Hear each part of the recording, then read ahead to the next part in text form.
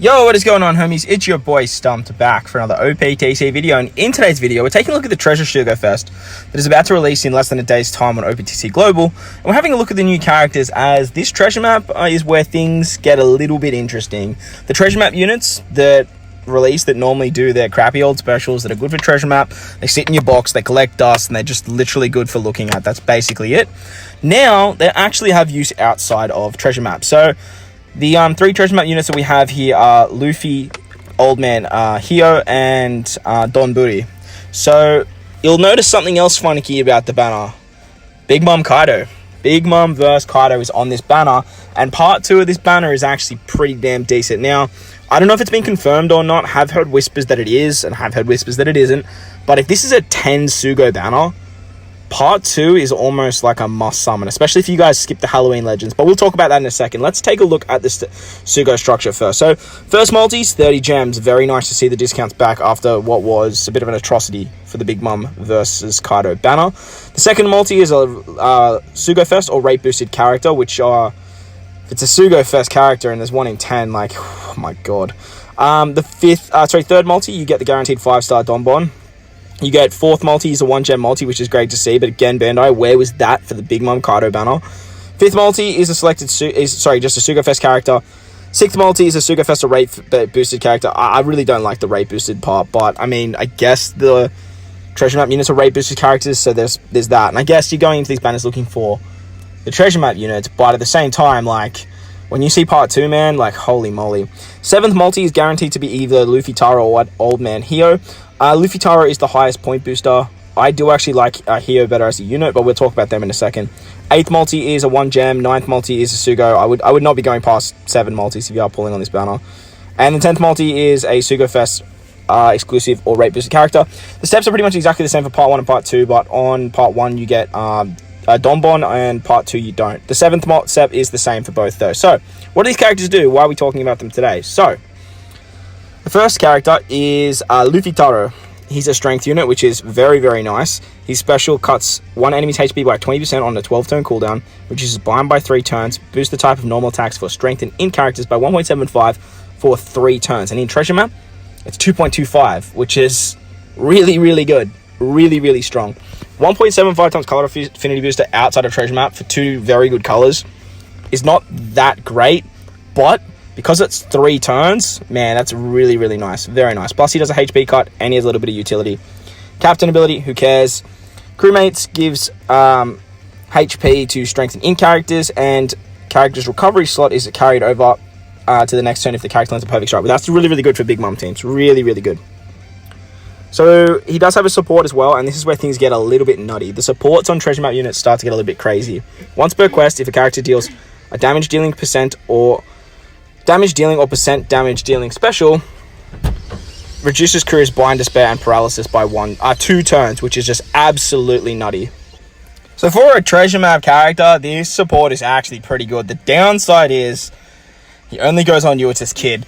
Now, the most notable character that you would use this support on is Legend Kid, but deck sucks.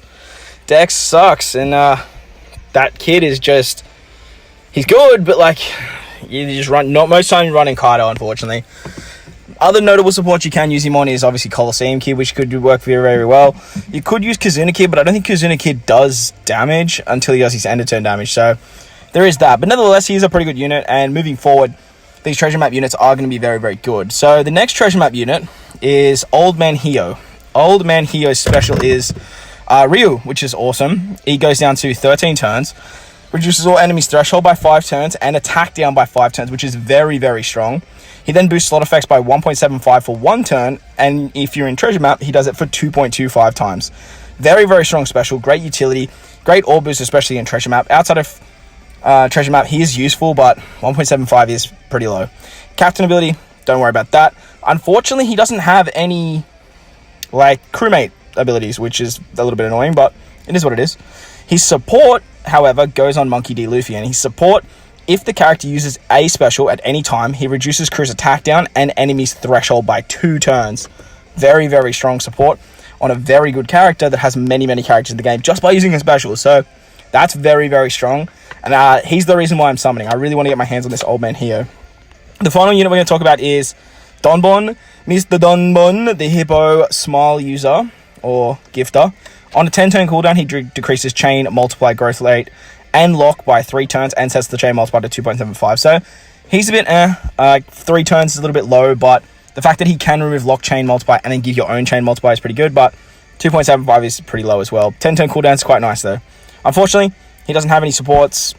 He is the lowest of the point boosters, so it is what it is. But the final unit on this banner is the big one. Big Mom vs. Kaido. So for all of you people out there that got shafted or didn't summon, were skipping the banner because it was so trash, this is a good time to do some multis. Maybe 4 multis for 131 gems, picking up a free Sugo, possibly 2, as well as Donbu on that 3rd multi to help you guys out in treasure map as well. And if you guys are spending a little bit of money on the game, you could always go to 8 as well. But let's have a look at part 2 now. That's where things get really juicy. Alright, so now we fast forward onto part 2 of the banner, and you'll notice a little bit something a bit interesting about the background image. Big Mom Kaido are still there, and we've got Halloween Law and Halloween Mihawk. Now, if you guys are missing these two, these are a lot of fun. These legends, especially Law, he's actually become one of my favorite legends to run, and having Mihawk alongside him is very, very strong as well. So if we have a look at the step details, it's all literally exactly the same, but the 3rd multi is a Sugo Fest or rate boosted character. The 5th multi has a Sugo Fest, so 181 gems for a guaranteed Sugo, as well as, 4 other multis where you have a chance of getting Sugos as well. If you're missing these Halloween slashes and there's only 10 units on the banner, it is, almost a must summon. If you're missing Big Mom Kaido, Law, and Mihawk, this banner, if there is 10 units only, is very, very good. If we go to the recruited characters, we still have the 3 boosters. We then have Mihawk, we then have Law, and obviously we have Big Mom Kaido, as you saw on the banner. So as you guys know, these guys are very, very strong, and I would highly recommend throwing some summons, even 4 multis, 131 gems at this banner, especially if it is 10 units only. It is almost guaranteed a must summon. But that's going to do it for today, guys. Hopefully this gave you a little bit of clarity on the new treasure map banner that is dropping in less than 24 hours on Global.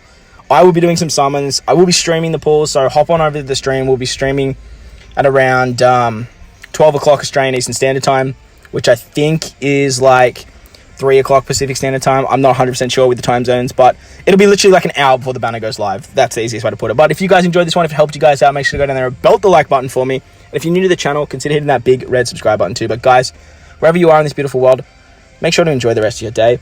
As always, I thank you guys for watching, and I will catch you all in the next one. Lates!